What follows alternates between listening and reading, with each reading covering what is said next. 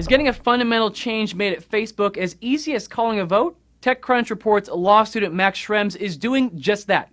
Schrems is spearheading an effort to overhaul some upcoming Facebook policies. The new policies would adjust how Facebook uses your contact info, how it uses the locations from any GPS-tagged updates you make, and how it serves ads based on everything you do on and submit to Facebook. Schrems' privacy group, Europe vs. Facebook, wants Facebook to explain in plain terms what it's doing with data and give users more control over how the info is used. The group has showered Facebook's site governance page with comments.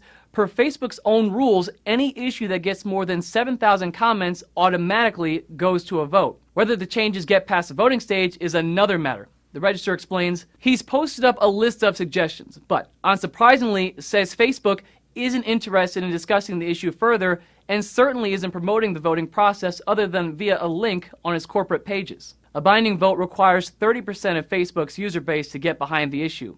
That's a lot of people, but Ars Technica suggests it's among the smallest viable sample for such a democratic process. The participation of 270 million people seems like an insurmountable number. On the other hand, if the percentage requirement were much lower, a small minority of users would be dictating how the majority of people use Facebook.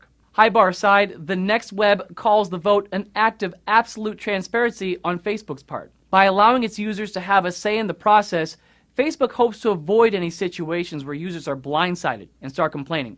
It's quite a fascinating process, and I believe other companies should adopt similar things. This isn't the first time Facebook has put something to its users for a vote, but it might be the last. Facebook's release on the issue suggests the social network is getting a little big for this kind of democratic experiment. We plan to review this process in the coming months to determine whether it appropriately reflects the growth of our community and business and to ensure it still serves its original purpose. Voting on the planned policy changes will continue through June 8th. For Newsy, I'm Neville Miller. Multiple sources, the real story.